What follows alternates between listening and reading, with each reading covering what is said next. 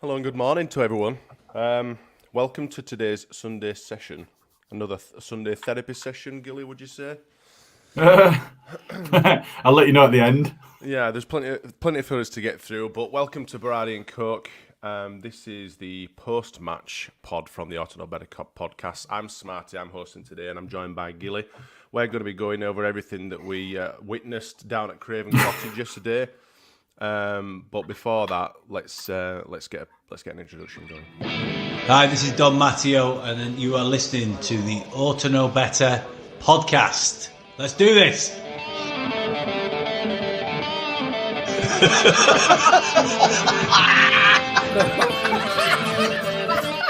You look like fucking Brolin, you're a Leeds hating bastard. Look like some sort of fucking weird floating head. No. He's a utensil player a bit, innit? I mean, I feel a bit right, dickhead. Nothing spectacular, really. Never come off well in that intro. The worst thing about the introduction is, ever since I made it, we've been shit. There's been nothing spectacular to talk about. Oh, so it's your fault then. So not only is it your fault and Carl's fault for predictions as well. In fact, I can't remember what the guys predicted. I think it was a unanimous win. I think for everyone. I think everyone predicted a win. For Leeds? Stupidly, I think so. Wow. So. Maybe. Well, on the lads on the pod did. I don't. No. I know you were. Yeah. No. Obviously, Jason didn't go for a Leeds win. Yeah. Well, don't break habit of a lifetime, will I suppose? I thought you'd gone 3-1 then. No, that was Liverpool. I'll have to go back and double check. Oh, was it? All right, okay. That was Liverpool. I think I might have gone for a cheeky 1-1 actually, or something like that. Maybe naively. I don't know. So let's get into it, mate. What did you reckon then to our performance the way down at London?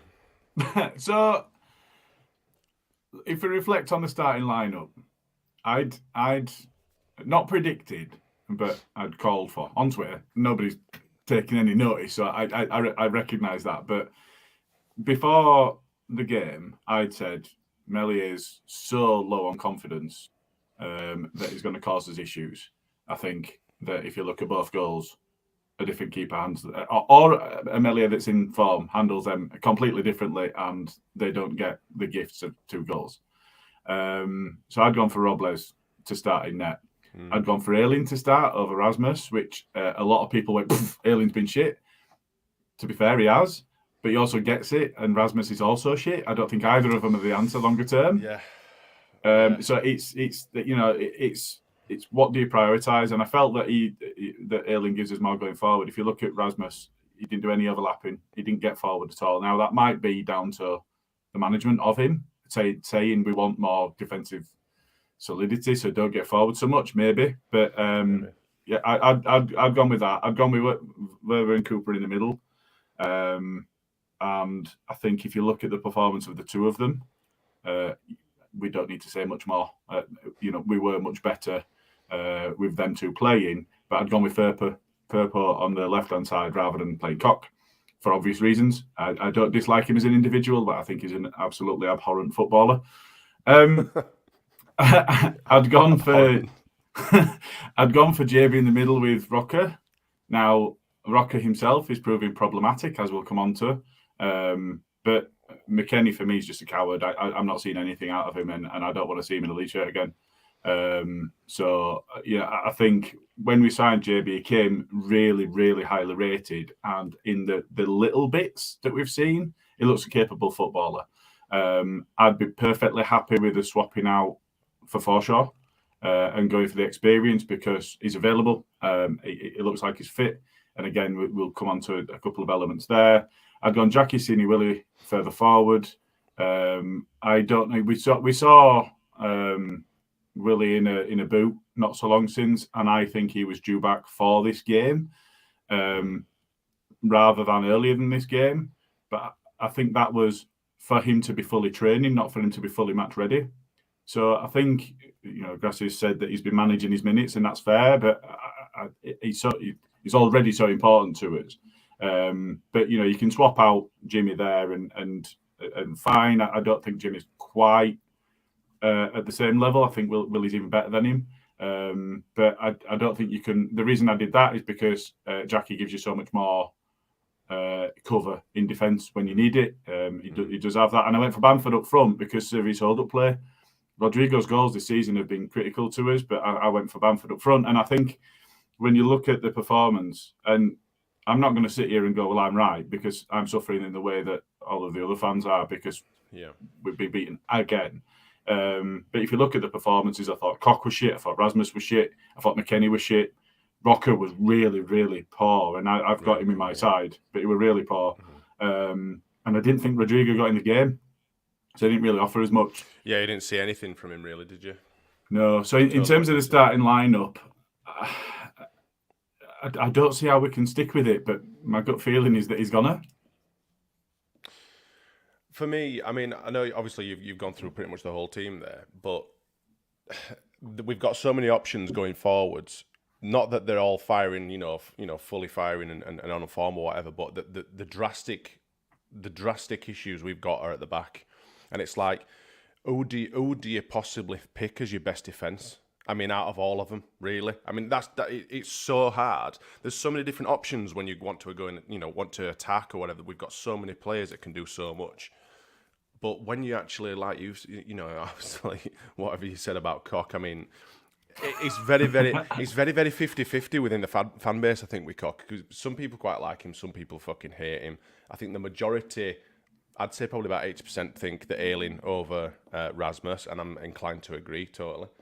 I thought that Cooper would have added some sort of leadership and some sort of calm at the back yesterday. And I thought in the first half we didn't do too bad.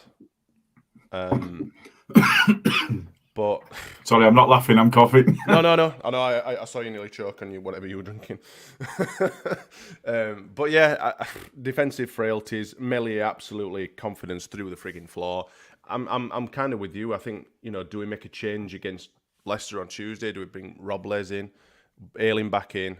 We'll probably talk about this. In fact, we don't have a pod because it's Tuesday night, so we perhaps could talk about who we want to bring in to the squad. But we'll probably touch on that later. We've got Matty in the doctor's waiting lounge, as it was, wearing a horrible shirt, but we'll forgive him for that. We'll bring him in. We'll get his thoughts. Hey guys. Now then, how you doing? All right. Did you lose a bet? Is that No. why you're wearing that shirt? No. Tell me you didn't pay for it. Come on. Yeah, I did. Did you pay full price for it? They're available for a tenner now. Not only are you wearing it, but you paid full knacker for it as well. And how much was shipping? I don't remember. About like 10. $10. Oh. All right. So you've paid nearly £80 for that Too shirt. bad. That's Yeah. too bad. That. I dare say you could have made your own version, probably slightly better as well. But give us your lowdown on yesterday's performance, then, mate. Give us some hope as well. Millionaire's dropping. Cooper, I thought, if it wasn't for Cooper, I think we would have conceded more. Who else? McKennie can go back to Juventus. Rodrigo was invisible. So I thought Somerville was good. He caused them trouble. Harrison didn't do much. Who else was there?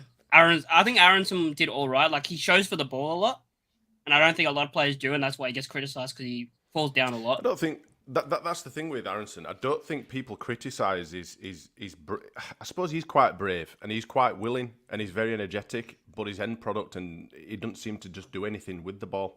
And I think when you that's say the he's problem. brave, if you think of, so there was an occasion yesterday when he brushed somebody off the ball, and I thought, wow, Holy shit, what was that? wow, God. and then he was through on goal and absolutely packed his pants. No, that's it. That's what I mean. So he's quite happy to put his feet in there. He's quite happy to get in there. Maybe slightly ahead of someone. But as soon as he gets slightly ahead of someone, he falls over, or he gets tackled, or so or checks back and all impetus is lost. He does that a lot. Breaks down. Yeah. It's quite annoying. When he was through on goal yesterday, I saw him and I just thought, well, that's that then. And honestly, I swear to God, I didn't like sit up in my seat and start doing it. Go on. I just went, we'll see. Never mind. I'll sit back down. The worst thing probably is the best cross that came in was Cooper's. Yeah. Yeah. And I've been asking for that from like our wingers, just hit it low and hard, and that's what he does. That's what he did, and we scored from it. It's crazy, isn't it? It's there is a lot of stats. I mean, to be honest, we do quite frequently use LUFC data stuff there on Twitter. If you haven't checked them out, you should do, because it's packed full of lovely goodness, especially after yesterday's performance. But I wouldn't suggest to go through their timeline because it's quite depressing. But we have got some stats that that we're going to go through today that are just like, holy shit, this is bad. So Matty, are we going to stay up? It comes down to Leicester. If we lose, it's over. I think if we draw, we're also down. I think we need a win. Yeah. I mean, I had a flick through results yesterday as well, and it wasn't too good, but it wasn't necessarily too bad. We hadn't gone anywhere. But yeah, I mean, I think if we don't actually get anything against Leicester, I think it could be curtains for our season. This is why I think it's vital that we make some slight changes now, definitely. But if you were to make any changes then for Tuesday, I said to Gilly that we'd talk a little bit about this. If you were to make any changes for Tuesday, what changes would you implement? Would you keep the same style? Would you keep the same players? What would you do? Bring Robles in. I mean, he can't be any worse than what Melee has been in the last 3 games. No. Start Cooper and Vober at centre back and bring back Firpo. I don't know why he was dropped. I don't know if he has like a little injury or something, but start Bamford instead of Rodrigo. He offers more. And then start Nonto. Yeah, totally. Gilly was just saying then, Nonto, we're not really sure why he's been excluded so long. I mean, obviously he got picked up an injury against, I can't remember who Italy were playing, doesn't matter. But it's evident that we need him quite massively. I mean, his goals, his presence on the field, the fact that he likes to get himself involved with absolutely everything, and he would fight. I mean, I had someone tweet him yesterday that said that Rocker was showing a massive fight, and he was really up for it. Well, I don't know what game you've been watching. It certainly wasn't the same game I was watching. Would you start Forshall instead of McKennie? I would yeah. absolutely. I said that on. I'd start you instead of McKennie. Yeah, I think. Yeah, no, I totally agree. He doesn't want to be here. I'd rather start Javi Gracia in Middle Park and in Western McKennie at this moment in time. I would quite happily never see him in the Leeds shirt again, and I would drive him to Leeds Bradford myself. And it's not just him. There's a couple, but more him because there was such a massive hype about this player. And we've got Americans saying how fantastic he is, and I'm sure he's great for American squad, but I've not seen it, or I've not seen enough of it in a Leeds shirt. Definitely, it's just non-existent. The guy's stats yesterday are fucking laughable, and Adam Forshaw, who came on for 5 minutes, has got better bloody stats than him and Matt Rocker in Middle Park. In fact, Gilly, have you got the stats? Do you want to go through them? Do you want to go through things? Or have I... Yeah, so bit under bus there because I've come off it. Well, I'll do Ilian Melia. You can find some others. Ilian Melia has now conceded 13 goals from the last 17 shots faced on target. Made a couple of smart stops today, but also made 2 costly errors. I mean, he did a smart. You were saying before we started, he did a cracking save, but unfortunately, it won't count for shit because the shot were he were offside, wasn't he? You were offside. So it's like bastard, but obviously, it is what it is. But we've got something. Go on, I'll let you do your So Rocker's the next one. He lost possession 20 times. He won 1 of 9 duels. Made 4 fouls. Won 1 single tackle. Made 0 interceptions. And just to really load on that, when Adam Forshaw came up, so this is also from LUFC data. Make sure we attribute. Yep. When Adam Forshaw came on in the 80th minute, he won as many ground duels, won as many tackles, won, and made more interceptions, won, than Rocker managed over the entire game. Our midfield is just completely non-existent. So just to run through, we don't necessarily need our best 11. We need the 11 that are going to show for Leeds United from now until for the last 6 games. It's absolutely true. You want guys that are going to go out there and run through brick walls for you. Yeah, and just we touched on Brendan Arrington there. So this is in the Premier League, so it's not just yesterday, but an overall showing.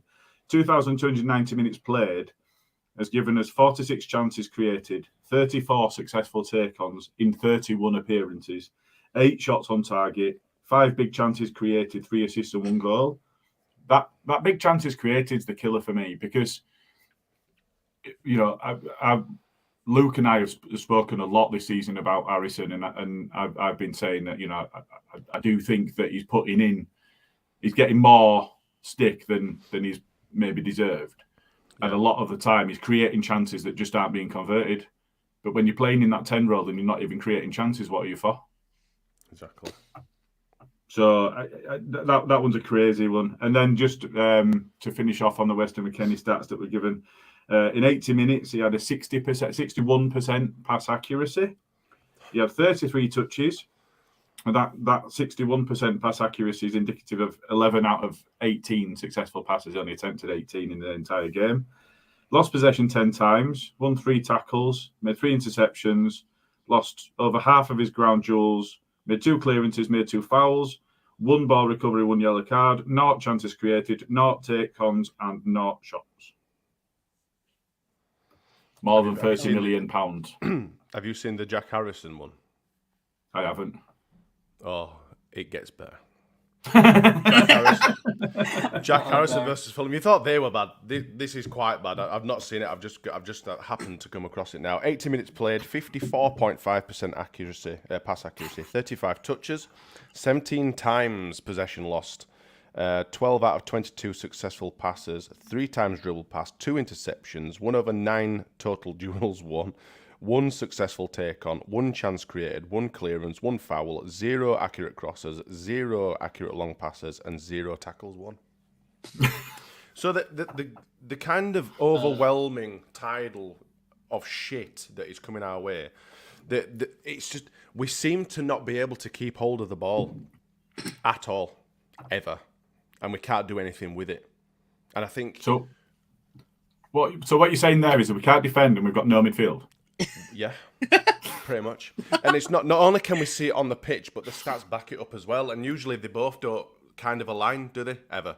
Because you usually say, oh yeah, but stats are everything. It's just no, those stats are saying this, and it's also quite true because we can see it. It's happening in front of our eyes. So, we might as well just fucking burn it all, go down to the Championship and start again. See, I've had that argument with somebody this morning saying, at least it's enjoyable in the Championship. We're going to win some games. No, I don't want to. Oh, no, sorry. No. But I wouldn't want to go back to Championship. But there are some people genuinely saying that on Twitter, saying, we'll have loads of money, we'll be able to sign. So, I do want to address this. I know yours were tongue-in-cheek, but there are people that are genuinely saying it. So what we do is we just resign ourselves to just losing Willie for nothing. Jimmy will go, Cine will go, Adams will go. These players that we've got, the core element of which we would want to keep. Yes, I know that there's work to do. We should not be reliant on Cooper being one of our best defenders. He is, but we shouldn't be in that position. We shouldn't be reliant on bringing Ayling back in because we've signed a right back, but that right back's just not good enough. We are in this position where there are elements of the squad that are aging and should have been moved on from. We should already be in a better position now than we are. But you start again if you get relegated. You absolutely start again because every single player that we've got that has signed since promotion will be gone. And not only that, you're bored, like Orta and stuff like that. Hopefully he's gone. I mean, I know people have kind of stuck up for him and said, yeah, there's been good bits and bad bits, but we completely need to wash ourselves of that bloke now. He needs to go. And my only point so there is probably an argument to keep him around maybe another season because he's used to the Championship, he's experiencing it, and he knows the market for the Championship. However, we don't really... I'd say start again, but your new director of football isn't going to come in and start, pulling up trees or whatever because he'll be new to the... Hopefully, he might not be. I don't know. But it depends on who you can get. Exactly. He's not exactly growing on trees, are they? So no, I think the other thing is he's done well in the youth market and he's failed everywhere else. I mean, yeah. You look at all of our players that are they're all expensive players. Are any of them done anything? Adams, yeah. But then you got Aronson. Adams is the one. Rutter, McKennie now. Well, if we sign, I mean, we to me- say expensive players. I mean, you can't ever look past Rafinha, but he wasn't an expensive player. You know. And this is the thing for me. Like, we picked up Rafinha for, I think it was like 11 or 14 million, 17 No, million. 17. Yeah. If you remember, the 11 to 14 was what Jackie was spoken about costing at the time. Rafinha was Right. a little bit more, but obviously well worth it. We picked up Rafinha, who was probably one of the best players the club's ever had, for 17 million, and then we're spunking 25, 30 million on these absolute half I skilled. think Ruta was more than that, wasn't he? 35 and the club record. Ruta's one of them. For me, I'm not going to sit here and defend him, but I ain't seen enough from him to kind of throw him down the coal pit with the rest of them. Do you know? It's one of them. I would have preferred it. I think we've done this to death, haven't we? Would have preferred a much more, a better, more impactful player at that point of the season. That's not his fault. But that's not down to him. I think you guys all talked about that on the pod. Wrong play, wrong time, wrong Absolutely. fee. But in 2-3 seasons' time, it might be a world beater, but we needed somebody to come in and have an effect on the first team, and we're spending a load of money. So, I've started some comments. I don't know if you just want to. Yeah, we're just going to say no. I was going to come on to that. If you want to go through a few. So, Danny Rumsey were in early on. Optimistic with staying up. If you don't win at Leicester, then it's all over. I think 2 results in our next 2 games. I don't see those results coming. I think we're down. But if we get 2 results in our next 2 games, then it's still on. Luke, this is for you. I think Smarty. I predicted a draw, Numskull. I think he went with a Desmond. Bandy's telling me off for the intro. Better make another one quick. Skip, he's calling for stop the count. Can we not just end the season now? Well, we're out of the bottom 3, so we'll give that a go. If only.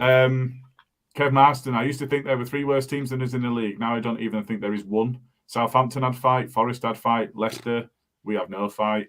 I think if you look at the Arsenal game, I could not believe what I was seeing. Now, how much of that is Arsenal's bottle completely going?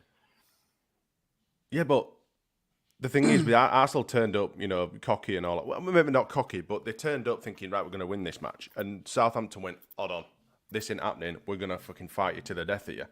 Leeds haven't done that. Leeds haven't done that at all over the last few games. Not one bit. Yeah. So, Comment from Skip. It's ironic that we play defensively but can't defend. Yeah. It's hard to argue, isn't it? No, I've seen a few people on Twitter saying, what's the point in sitting deep and defending with a when you can't. Sort of line, when we can't actually defend anyway. Might as well just feel about like 9 strikers and just go for it. Like Southgate when he were at Borough. Fuck it, just get another striker on. We need to go. 6 up front. Yeah. Positive J's along. We were shocking, absolutely shocking. And so, something is seriously broken. McKennie now known as the fat coward. Yes. Paul Brennan. We were terrible on corners. Rocker was hopeless. Sam Greenwood, if he plays, is usually good on corners. The one thing I would say, I think there were a period when Rocker hit the first man 3 or 4 times in a row. And they just kept going out for corners. 3 times. The actual home fans were going, whoa. Yeah. When they were lining up for his 4th corner. Yeah. The one That I was would say is embarrassing. I've been calling for having Rocker on free kicks and corners most of the season. He had a because good free he kick, took to be one fair. good one early on in the season. He had a good free kick yesterday as well. He had 1 free kick and he had a shot on target as well. Yeah. Fair play. Yeah. But rest of it's been pish. But his corners again. And, I think it's been well known that Leeds have never been in a position where we do well on corners. But is that not... You bring in a specialist coach to actually teach these players. These are actual professional footballers. Surely they can be coached to take a corner. When we used to have Janssen and Bartley at the back in Monk's season, we were actually pretty good at set pieces in that season. I remember thinking... It don't matter who you've got in middle, though, does it? If you can't get the ball into them. Weston McKennie's supposed to be a frigging set piece master. He's supposed to score loads of chuffing headers. Fucking hell! We're not picking him out. What is going on? Where is this player? Fucking. Anyway, Steve Brown. I've been so confident with staying up, but yesterday's result was so bad. Lose on Tuesday and we're done. Liam B. I still believe the next 3 games against the teams around us make end of our season. That's some belief there. Skips along. I think this is when we were talking about. I think you made a statement, Smarty, of how do you pick a defence? So he's going Robles, Firpo, Verba, Cooper, Ayling. I'd swap Verba and Cooper. I think Verba's more adaptable to the different positions. I think Cooper on the left side of central defence and Verba on the right. But that's who I'd be picking. It was good to see Verba actually, in the early stages of the game. You could actually see him physically giving the fucking guys a bollocking. I didn't see Cooper, but you could see Verba were going mental a couple of times with people. And that's what we've missed. Not that it probably would have made any difference because we're shit, but, it's nice to see at least someone that is trying to set an example out there. We might have protected the goal difference a bit more, though. We might not have got more points. But True. I think with Verba and Cooper playing through those previous 2 games, I don't think we conceded as many. No. Anyway. No, I don't. But I think this is a statement now that comes out of podcast friends. Just Joe's show. I've seen Joe referring to Robin Koch as Robin Flaccid. Robin Flaccid. It was Excellent. crap yesterday. The extension to that, I would say, is the last good game I can remember him having, and this might be unfair, is when he made his debut against Liverpool. Right, He did pretty well in that game. Steve Brown, in my opinion, we need 3 in midfield to give the back 4 more cover. I guess the issue with that is the more you pile into defence and midfield, the less you have in attack. And we're still striving to try and find a balance, aren't we? We don't have it. Yeah. Kev Marston, I like Melier, but in his dropping, the evidence is hard to ignore at the minute. Arrington is like a block boy playing with men. I think we've all said before about, he needs to have a little bit more about him. Rizzler has been mentioned quite a few times in how lightweight he is, but Poppadom wrists, flappy. back to BPF. Yeah. And just the last one I'd start for now, and I'll work through them again as I stand back to you. Coops and Max, you pleased they were back. Coops will be hurt in big style. He's one of us, supported Leeds all his life. The whole team have to be up for the fight, but most of the team aren't. And this goes back to what you highlighted from Luke. It's not necessarily now putting the best 11 out. It's the 11 that are going to fight for it. Fight and win. Oh, yeah. Back to you, Smart. Yes, thank you. There's Danny's made a comment here. Verba should be a set-piece taker. Now, apparently, he's pretty good. And I've seen before, when we signed him and they did the whole, everyone were going mad for stats and, like they do. He does take quite a decent free kick. One thing I still can't get my massive loaf over is the fact why we need both Jack Harrison and Aronson stood over the ball when Aronson runs over the ball every single time. Every single time without... And you're not allowed to lip read either. What's basically going to happen? I'm gonna run over that ball and you're going to fucking kick it. And to their probably keeper. Not beat the first, you're probably not going to beat the first man. Ready? Right, 3, 2, 1, go. It's like these teams that we play against have people doing video analysis. They will have seen you do this every single fucking game this year. So they probably know if it's an outswinger or an inswinger, which one of you two is going to take the fucking free kick. I would rather have that extra player on the edge of the box ready to spoon it into the stand than just stood over the ball doing nothing. Yeah, at least it gives another defender if you're doing something nothing, you are literally doing nothing. You're offering absolutely nothing. That's what I mean. If you were stood on edge at box, one defender's got their eye on you, or you are, in the you're occupying space or doing something. Exactly. Yeah. Being over there with your mate, having a nice little fucking conversation behind your hand, you're not doing anything. Well, that's the only place that the opposition literally can't come and mark you. They're not allowed. Yeah. So that's genuinely the only place he can't have any influence on the game. I know. Instead of absolutely everywhere else on the pitch. But yeah, fucking hell. Right, we spoke mildly about this, but if we were to pick a team for Leicester, then between us three, who? Oh yeah, we'll start at back. So I think I know the answer anyway, but who do we start in goals? Me? Wait, me? Yeah. You? Me? Yeah. Sorry. Robles. We're going to start you in goals, or is it you that's going? Goals. Go, Robles. We're gonna get Victor online. We'll get you a Qantas. Is it Qantas? Is it Qantas, the airline from Australia? Is it? We'll get you a flight over. We got some gloves, have you?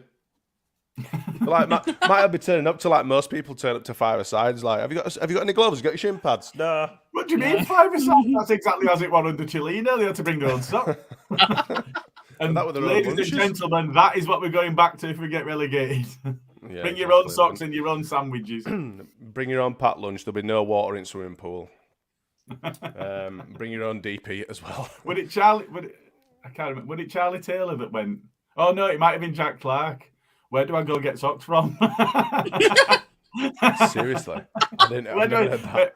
He needed help from one of the senior members of the squad to find what he needed to bring to training. Oh my god, can you imagine? I mean, I know we give Rad some shit, but and he deserves it. But and still. he deserves it, rightfully so, as do all of the board. But, you know, you just think, fucking hell, at least we aren't there anymore. I mean, I don't think we'd ever go back, you know, especially with this planned takeover this season. You know, if we were to go down, I'd be pretty hopeful within the next couple of years that we'd be back. But I don't want to go down to start off with. But it's kind of a shit sandwich. Which end do you eat first? You know. So I mentioned before that I was in a. I don't know if you noticed, but sometimes I can be slightly opinionated on Twitter, and sometimes I can get into a tete-a-tete with other people. Oh, really? Yeah, sometimes, on occasion. But you know, with people talking about, well, just relegate us now, we'll reset and we'll start again. It's like, you know, you look at the teams that are down there that haven't come back, and they're actually, if you look at the Championship, there's just loads of clubs, and even in League One, there's just loads of clubs that have gone down and have not come back. There's no guarantee at all that we come back. No, oh no. Look at what we did. Now I know that we wouldn't be going down in the sorry state that we went down in previously, but you know, you look at the likes of like West Brom. So we're in a position where the ownership may change over the course of the summer, and West Brom's ownership changed. They're now putting loans on the club. The club are paying interest on those loans, but the club is loaning that money out to a different subsidiary of the owner. So effectively, they're just getting an interest-free loan and then charging the club for it. You know, there's all sorts of things that stink, but you know, we're in a precarious position at the moment, and it's the worst time ever to go down because the gap between the Championship and the Premier League is only expanding. Yeah, exactly. It's getting bigger every year. But like you say, I mean, it's hard to say because I don't know anything about West Brom's management. I don't know anything about their ownership or anything. But I'd like to, I'd like to think that the 29ers wouldn't do that. The what? Fucking 29ers, 49ers. You didn't even notice, did you? I did. No, I did. I went. No, we'll carry on. Doesn't sound quite right. I'm not letting you get away with that, I'm afraid, mate. Do you know what? It's been a topic of conversation on it, actually. A specific person, but anyway, we'll carry on. I don't think they're the kind of ownership that would allow that sort of thing, and I can't really see them taking out loans against the club and being dodgy. But you never know, do you? You know, look at the scum. Norwich Scars will be out again, no doubt, if they get beat off at Brighton. But the entitlement of teams around them. Well, yeah, but you know, and obviously I've no sympathy for them at all. They are the scum. But if you look at the interest payments that club has paid, so Price of Football, Kieran at Price of Football shared some stats, and it's absolute. I think they've paid nearly £1 billion in interest since the Glazers took over. So that's literally for nothing other than having them in charge. It's just insane. But the list of clubs, so I just pointed out that West Brom, Norwich, Huddersfield, Watford just recently went down. They're either not coming back. With that person on the fucking brain, mate. He's been a massive topic of conversation. He has. He really has. We basically call him Luke's mate now. So another one. Anyway. Yeah, West Brom, Norwich, Huddersfield, Watford. I mean, Huddersfield slightly. But West Brom, Norwich, and Watford, they've only just gone down and they're not coming back. Yeah. And then you look at the other. So Borough, Sunderland, Stoke, Brum, Swansea, Reading, Blackpool, Wigan. We can all remember them being in Premier League, and none of them are coming back, and none of them look like it. So none of them would have like it. It's not. Our market, and I think I were like ranked within the 20 top clubs for global market and stuff like that. None of them were doing anything like that. For turnover, exactly. Yeah. You know, and I'm sure that the Americans have had some sort of influence on that as well. But I would kind of hope we'd have a kind of a Newcastle effect that you'd like to dip your toe in maybe and go back up. If Norwich can do it, you know, and all the other yo-yo teams, it looks like Sheffield United. That, you know, they've done it a few times. I'd like to think that if we were to go back, we would hopefully bounce back up. But you don't know. Like I say, it's a difficult league to get out. You don't know, but also our squad just bleeds players left, right, and centre. The ones that you want to keep and the ones that you don't. The other team's players that go down are normally that bad that they just come back up anyway because no one wants them. Yeah. Because those, I mean, I was just about to give Mitrovic as an example, but he's had a good you mean Arnautovic? Yeah, Carl were calling him Arnautovic on buddy. But no, Arnautovic actually is one because if you think of how good he was it Stoke that were really good for in the Championship, and then he kind of did bits in the Premiership, and then he went to West Ham, didn't he? But fizzled out a little bit. But like Adel Taarabt and players like this that are far too good for the Championship and just don't turn it on in the Premier League, and they're in that bit. But yeah, exactly. So and your West Broms and your clubs like that have players that are too good for the Championship, and therefore they're going to be favourites to get promoted. But they're not good enough in the Premiership, so they get relegated in the following season. That's where you end up with that yo-yo cycle. Yeah. We won't have that. We won't have those players that are too good in the Championship because we'll just bleed all of our good players. Yeah, all our decent lads will bugger off. Yeah. Well, they'll all have release clauses, so all they'll need to do is find a club, and they'll be gone. Now, some of them might struggle to find a club.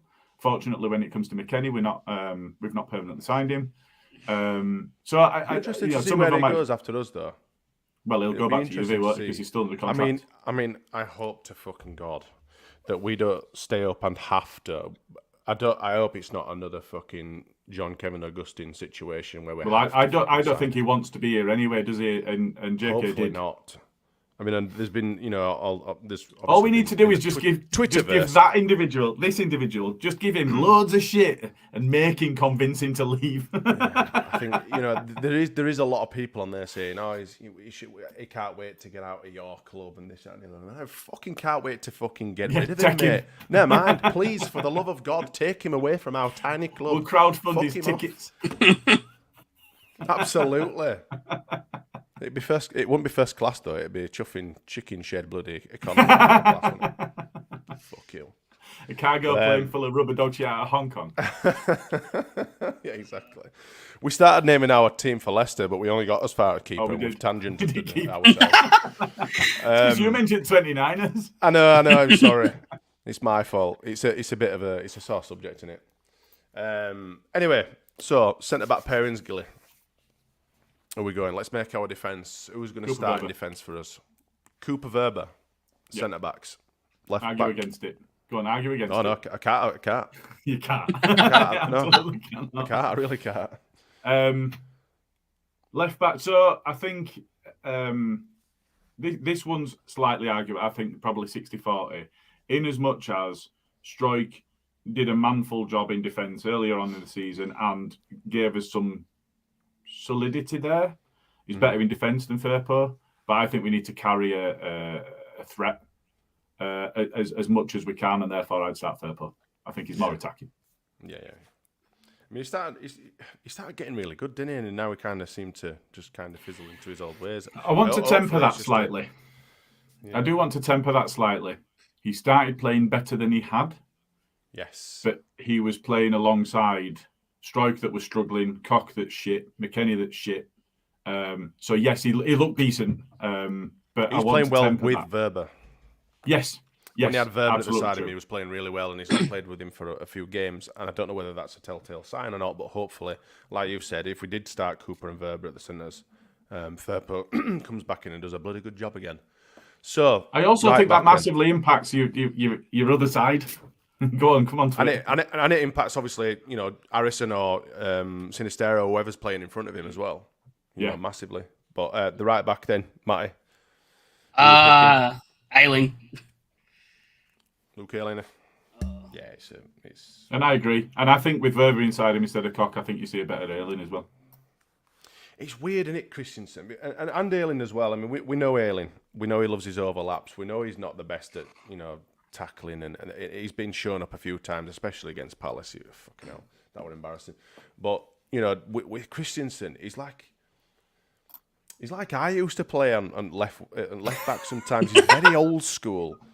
Lump it, tackle him, which he can't do. But I used to be able to tackle the fuckers and then just lump it straight up wing to fucking left winger. And There was a couple of... Like it's quite like that, and he's quite old school.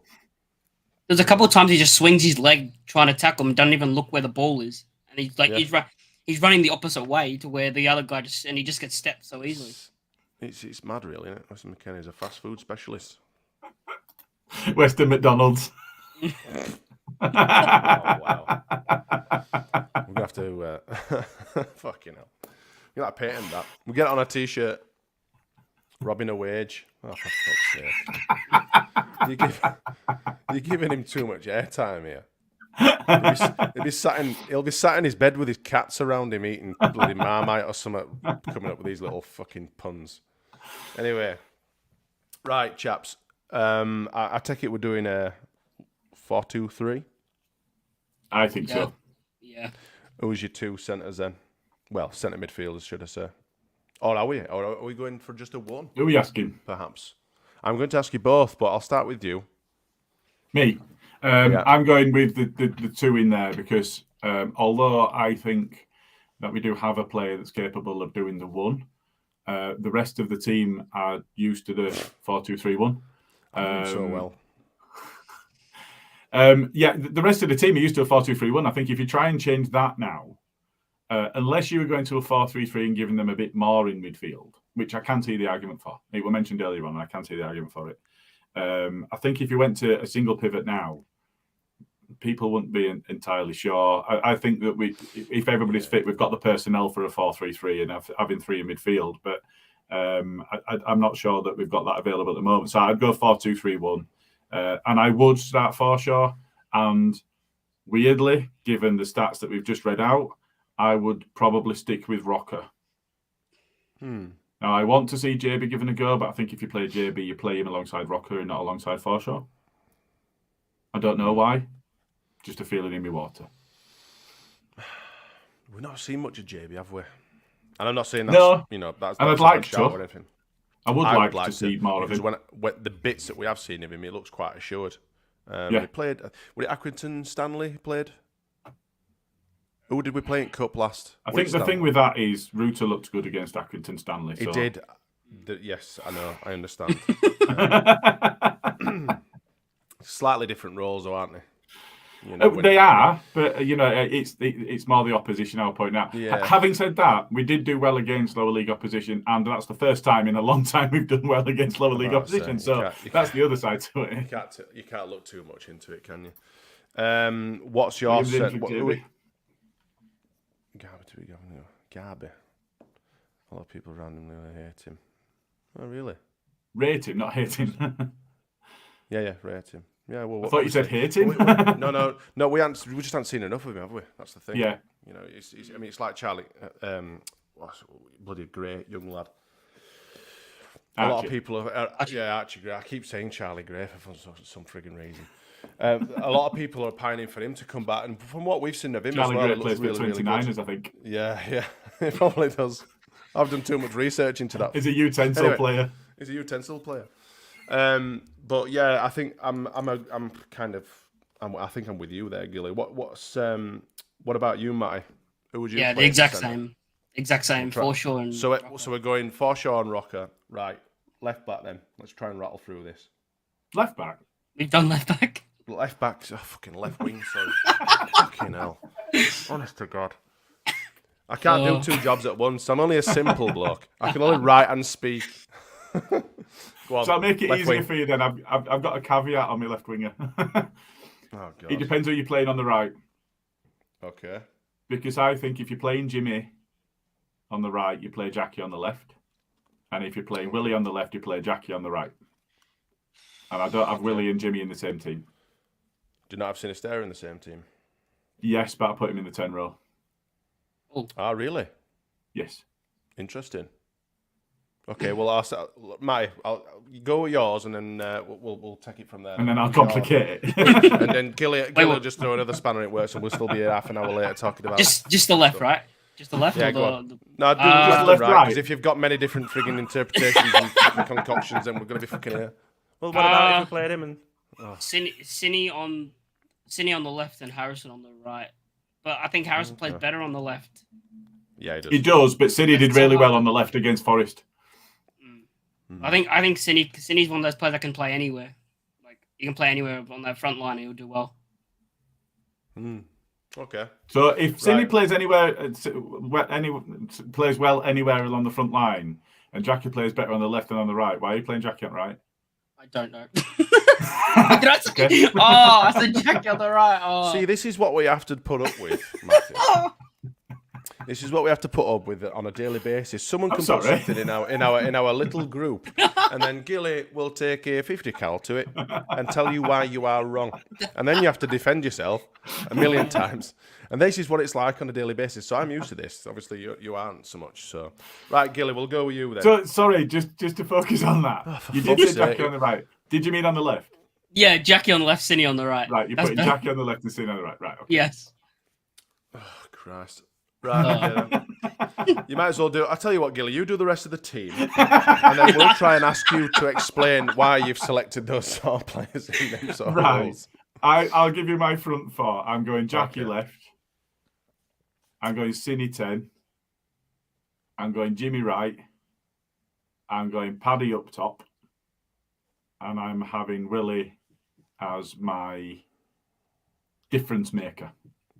Roaming forward. No, because I've given my front four. Willie will come on wherever I think he's going to be most effective, probably with 30, 35 minutes left. So he's going to replace either Cine or Paddy then, you would assume? Paddy? No, I won't put him up front. Will he? Would you not? Why not? I don't know. I'm asking you to explain yourself. No. If I'm subbing Paddy, I'm bringing Rodrigo on, I think. But you've got the two options there, of Willie and Rod, to come on. I'll tell you what. I've just seen a comment in the comment section, and it reminds me of this picture I stole from Twitter because I found it absolutely hilarious. Have you seen this? I thought that were amazing.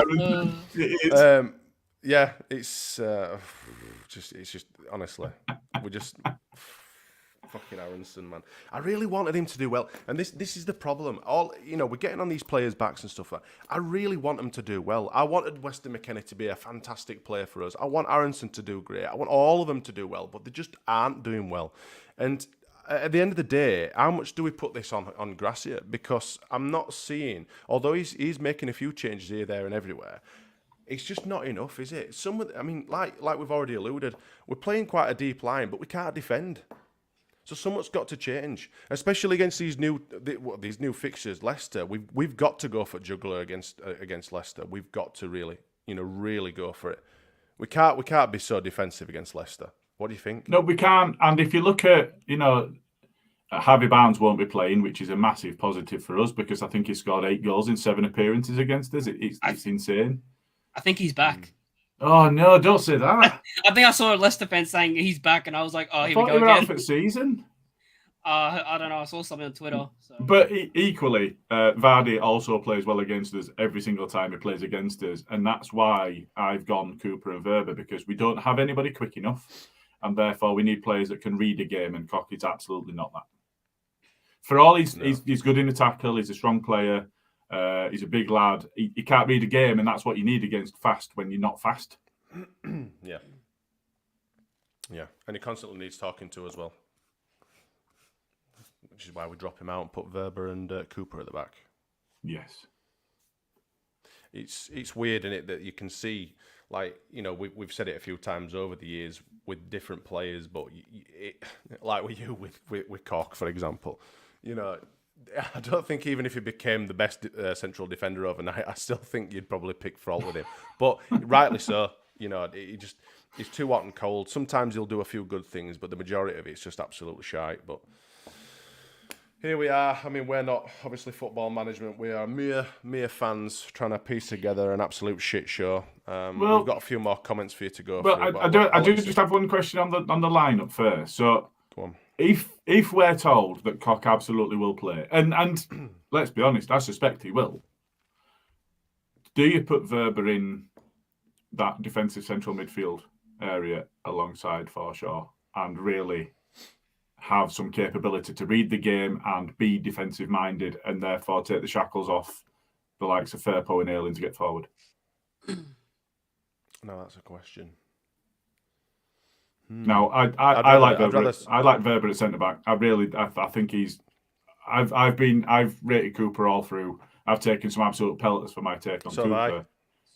Yeah, all right, yeah, but no, I think when it comes to the lineup now, I think our best two are Cooper and Verber, and I put Verber ahead of Cooper now. Which is, I'm not changing my stance on Cooper. I just think Verber's coming in is better.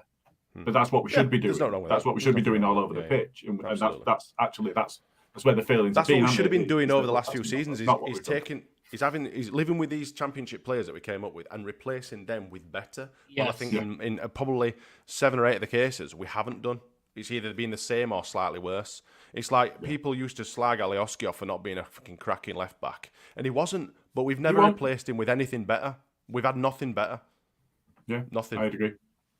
So that's the only thing for me I wouldn't start him, but I suspect he will start, and therefore actually that gives us an opportunity to shore up the central midfield area, because I think Verber does offer that. Did Grazia say anything about Cooper? Because there was a time in the game where he went down. So I think he's all right. Cooper and Verber both went down, didn't they? Cooper was holding his knee, but and Verber were. I can't remember what Verber did, but they were both down for a little period. But they both finished the game, so fingers crossed. But they didn't bring out them little green curtains like they do at races or like that, to euthanize him or anything. So good. Hopefully, actually, he's a bit snide in his comments in his press conferences, and he doesn't give too much away, does he? So no, absolutely not. And he will abjectly, he just absolutely refuses to talk about injuries and players coming back and stuff. So we won't actually know if any of them are any good until Tuesday night. Kick-off. So that's that shag. Well, maybe now before kick-off when the side's released. They'll be like, oh yes, Verber is dead. Liam Cooper had to have his leg amputated. Oh, sound brilliant. Great news. I'll tell you this, if either of them are injured, we are relegated. Yeah. Because we're not getting through the Leicester game without them both. No. And you can absolutely guarantee Vardy will be in bloody form again, and there'll be our good friend Mr. Barnes. Mr. Barnes will he'll obviously score, won't he? Shit house. I really hope he's not back. 8-7, it's enough. Stop! They're already dead. Please, enough. Fucking hell! Completely crush Melier's soul. Anyway, let's go through a couple of these last comments before we call it a day, because I've had enough talking about this miserable shit. Are you going through them? I'm doing that then. Yeah. No, we used Adam, so Skip's jumping. Many of these players can't cope with the pressure of playing Leeds both here and away. I think if you look at our history, even back to players like Band or Billy and players like that played well against us, and it comes to the point that we made elsewhere in the comments as well. When people are saying, "Let's just go down, reset, we'll come back straight back up again." We are everybody's cup final down there, and this is not just Leeds bias. When you listen to the likes of the Guardian Weekly and Price of Football and so on, they talk about how big a draw Leeds always were in the Championship. The EFL did not, the Football League did not want Leeds promoted. Absolutely did not, because there was such a big draw. And if you look at the other sides, you'd add Villa, you'd add Newcastle, genuinely other big clubs in there that had been there for a short period, but we'd been there throughout. And we are genuinely, you look at the record that we had against sides and look at those sides' records, the game after us. They all lost those games because they put everything into the game against us. It's like, the likes of Donny and Barnsley and Sheff Wednesday and Sheff United were their biggest game of the season, any season that they're in the league with us. So you've got the dog botherers. Well, yeah. But all of those, it is more difficult for us because people love to hate us. Now, we enjoy that, but it also makes every single game for our opposition a bigger game. And a lot of that comes back to, as well, the pressure of the shirt. I mean, not only are the shirts shit this season, but they're really heavy on the squad. Sorry, Matt. Yeah. He'll be burning that shirt after this. He'll be rolling it up into a ball and throwing it at his mum. I assume he still live at home. I don't know. Maybe you don't. Who knows? Just throw it at a neighbour. Fucking take it. Just one thing on the whole pressure at Ellen Road and stuff like that. Yeah. Do you think there is a lot of pressure at Ellen Road? Because 100%. There is, yeah. But it's like silence, a lot of it now. I mean, you look back at last year, and there was a lot of rapturous applause, and even when we were getting dicked, there was still a lot of confidence, and there was still a lot of cheering from there was no booing, there was no animosity, there was no shit coming from the crowd, and we managed to stay up. Now, flippy reverse, it's a horrible place to be at Ellen Road at the minute. It's either deathly silent unless they actually score a goal, and then it's all right for 5 minutes, and then we'll usually go behind again. But but my point is, it's either deathly silent and there's a lot of shit. Now, if you were to pick, would you adopt last year's sort of crowd, or would you quite happily, berate these players as they're walking off? And rightly so. If you're carrying a Liverpool shirt off the field, you deserve to be fucking berated right there and then. However, which one would you both pick? Would you rather support the team, or would you rather fire into them like Jay says? I'm entitled to give him a load of shit, waving his little fucking arm around at the side of the pitch. I think the fans deserve to act the way they are. Like, they pay their money to go to the games every single game, and the way that these players are playing is terrible. But like every kickoff, we're backing them. Like, it's their fault that they just they don't perform. But I think as a crowd, we're probably as brittle as the team has made us. If you look at, when Gracia first came in, we talked about the resilience that the side was showing, and the fact that we'd gone behind, or we'd had adversity in a game, we'd overcome it, and we've stopped doing that. And that's transmitted from the players to the fans. And then, you're talking about when Ellen Road goes quiet, that for me transmits more to the players than when we're booing them. It's so. I've put you a little title in there, by the way, Smarty. I don't even notice then. Have you? Did you see it? No. Under your name. They've added some functionality. Absolutely. Fucking hell. I think when it goes quiet, that it's oppressive quiet. It's not just quiet. It is oppressive, and I think that does I think I've flip-flopped around on this. I don't mind saying I've changed my opinion on this several times, but you pay your money, you get to act, within the bounds of legality. Don't be chucking knives at people, and don't be overstepping the abuse kind of thing.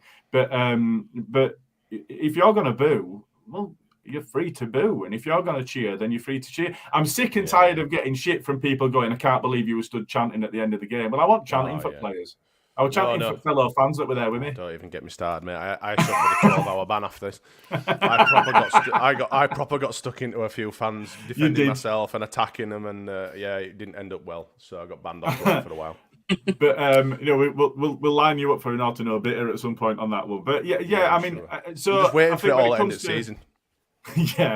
But when it comes to fan behaviour, I think if you want to boo because they're not playing well enough, you're absolutely free to do that. And if you want to cheer because you want to get behind them and you want to encourage them, you're also absolutely free to do that. And I think denigrating other fans because they're not doing what you're doing, that's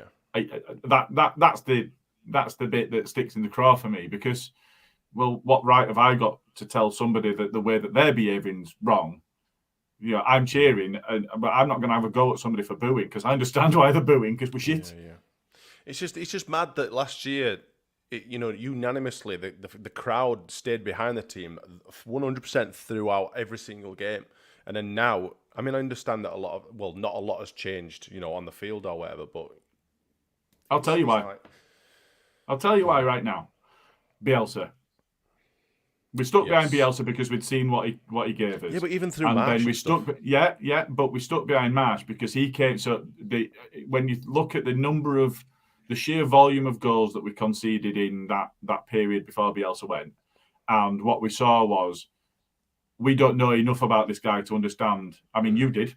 I'll give you that. You did right from the start. Sacked before Christmas. I mean, you were wrong on that, but he should have been sacked before Christmas. So I'm going to give you the leeway on that one.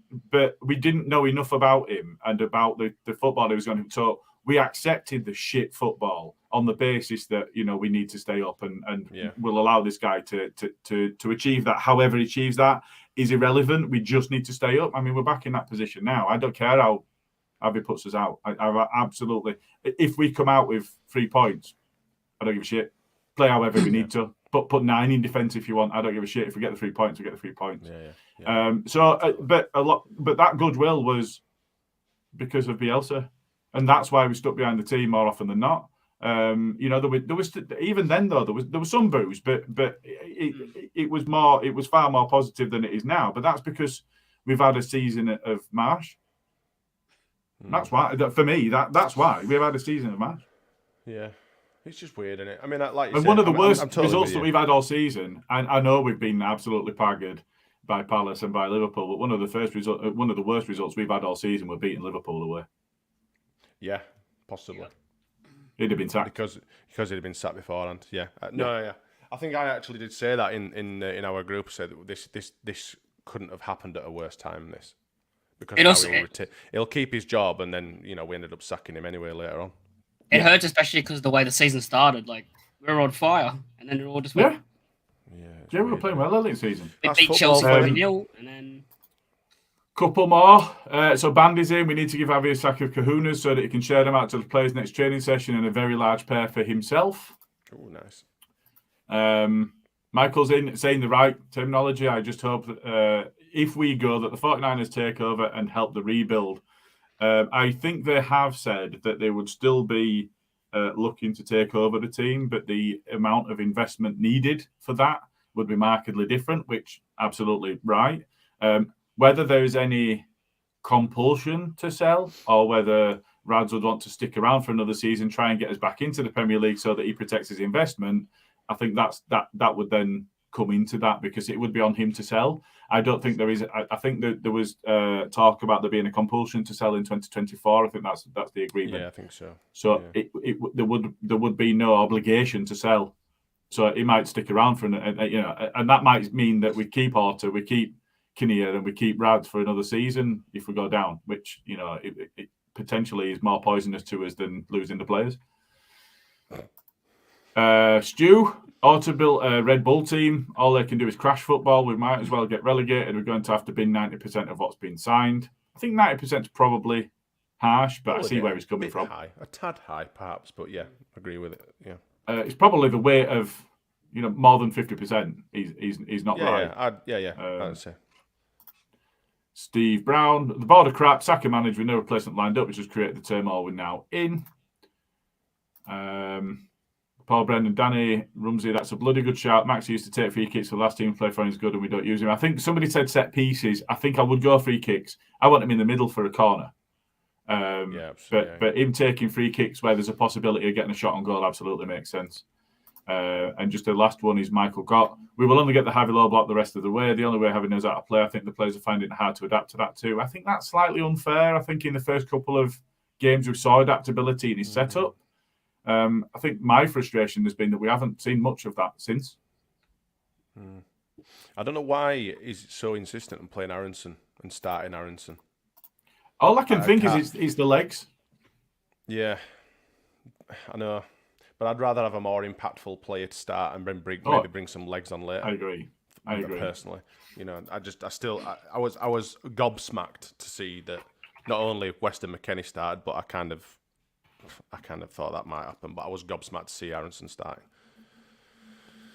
It's just crazy, especially when you've got fucking Sinister on bench and Nonto on bench. Those two are just absolute fire. Why we aren't playing them two straight off the bat? He's just fucking crazy. When it comes to Willie, all I can think is he's been protecting him from his injury because he knows how critical he is to us. That's all I can think. Surely anybody with any sense of anything about them plays him as much as they can. So he did say we're protecting him. The worst bit about it is he also said, but he's now available. Fucking hell. So that's one of them, innit? But like I say, it's so secretive with that sort of thing, that side of the team, the injuries and everything. I just want Stuart Dallas back. I just want Stuart Dallas back. Do you know what? If he got Okay. broken down, he could have been in midfield with Forshaw. He broke down again, didn't he? He would drag that fucking team through a brick wall himself with Stuart Dallas. We miss Again. him so much. Just like he did. Just like Yes, he has done absolutely. previously. Right, let's round this up then. Let's get a couple of predictions from you because I don't want to keep talking this. It's ruined my Sunday already. I'm joking. That wasn't an act on you two, by the way. I'm just saying. Cheers, mate. Thanks. I've got a serious hangover from yesterday's result. Right, Matty, give us a fan's prediction. Oh God. 3-1. Child trying to sneak into the living room. 3-1 win. Out. You won't win. Yeah. 3-1, Barnes will did you score. say? Yeah, Barnes will score, so 3-1. Yeah. 3-1. Christ. Gilly? 2-1 Leeds. 2-1 Leeds. Yeah. I like it. And I did go for a defeat against Fulham. We were in London. You know, we've not even mentioned it. We were in. We never get any wins in London. They're having a dynamite season. They've replaced their championship players well. You know, they've got a midfield. So I did go for a Fulham win. But and Kangaroo. Some stereotypes being flitted around here, but you know, whatever. I'm going to go 2-1, I think, to Leeds. 2-1? Isn't that what you said when I said I'm going 2-1 Leeds? Oh, 2-1. No, because I was quite surprised because I'm quite there with you. I dread to think what Jay would put. Obviously, he'll go for a Leeds win. He'll never back anything. Obviously, we have played in London. We're in London. That's the fucking difference. That's just fantastic. I just forgot it earlier. I think the fans. Michael Gott says he thinks the fans will get behind us. We will. If we go down, if we go down 1-0 early on, it'll just be an absolute bear pit. It'll be horrible place. I mean, they were chanting time to go water and stuff like that away. So it's usually the away crowd is usually a small indicator of what the home crowd will be like. Usually, when the away crowd turns, you can think, right, if they've gone, it's only going to sack the board. Sack the board. There'll be all sorts of stuff. So it's usually a good a litmus or whatever it is. But anyway, it is what it is. Right, chaps. I was just having a look. I can't see any. Have you had any comments from the other lads? I've not seen them. Putting some predictions in. I've not seen any because I know Jay and Luke have been in comments, haven't they? Yeah, I've been too. Carl's probably in bed still. Carl's probably in bed for another 3 hours. He's that sort of guy, isn't he? So one thing that I do want to mention is at the moment we have a challenge ongoing. We are. You say we. Yes. You say I and some others. So yeah, myself, Big Lou from the LS11 podcast friends, Luke, Carl and Bren from Ought to Know Better are all under our own steam, making our way the equivalent of Ellen Road to the Spurs Stadium and back between the 1st of April and the 28th of May, which is a 400-mile round trip. I'm nearly halfway there, but we are also nearly halfway through. I am ahead of schedule, but just ahead. Jay's just copied me, hasn't he? Because I'm in second. Cheating bastard. Forgot what Luke had said. I don't think we should allow him to copy people. We're going to put you at 3-1, Jay. So there'll be a Just Giving link, and you know we've covered the reasons as to why we're doing this before, but there's a little bit of a story on the Just Giving page as to why we're doing it. But every single pound, every single penny that gets put toward, we're really grateful for everybody that's putting towards, because it is a difficult time at the moment. But one thing that I am speaking with the charity, and they've said that before we finish the challenge that they're going to give us some collateral and some videos and so on that show the good work that they do across Leeds. You know, working with schools, working with youth teams, and you know, just in general, just the good work they do across the community. So if you can't, then we do fully appreciate that there are some people that are in a position where they can't at the moment. But every like, every share of the links and so on, it all really helps. So we're grateful for all of the input that everybody's had, and we have already got beyond the amount that had not been put forward. Let's put it that way. So it's really good, and we do appreciate it. And do you know what? It wasn't. Was it yesterday? The day before? It was the day before. And I were out and I were walking, and it were pissing it down. And I would try to record a video, and I'm like, this is the other side to it, because I'd done it in the morning. It had been sunny and it had been fine. And, I'm ahead of schedule and it's all going well. And I'm back out again, and it's raining and it's all shit. This is grim. I've listened to all my podcasts. I've got no else to do. Well, I can't listen to even football podcasts because we're so shit at the minute that all of the podcasts are really depressing. So, it's like under a bus when that's going. Not watching Match at Day. I'm not listening to Guardian Weekly while we're shit. I'm not listening to Football Ramble while we're shit. So, but just looking at the amount that we've been able to raise so far, and hopefully we'll get a bit more. It really does help. And all the comments, all of the encouragement that we've had from people, it really does help. And when you get into those dark moments when it's like, just I can't be asked, and then you think about the support that we've had, and it motivates you, and you get out there and you get a few more miles done. So I wanted to say thank you for everybody that's been involved so far in supporting us, and it really is appreciated. Yeah, get behind the lads. It's for a good cause, like Gilly said, and there's still plenty of time to donate. I'm sure Gilly will put up a link, and we'll retweet it from the main account and stuff. But yeah, keep going, mate. You're doing well, pal. All fair play to you. I don't have anything much else to say. Hopefully, I think it might be a positive podcast, and we're going to be reconvening on Wednesday rather than normally Tuesday. Obviously, there's a game on Tuesday, so we'll be back on Wednesday. I'm not sure who'll be on, but hopefully a lot of happy little faces. But that's all for me. Matt, thanks for joining us, pal. Always a pleasure. Bin that fucking shirt, pal. Take it easy, everyone else. Hope you enjoy the rest of your weekends, and we'll see you on Wednesday.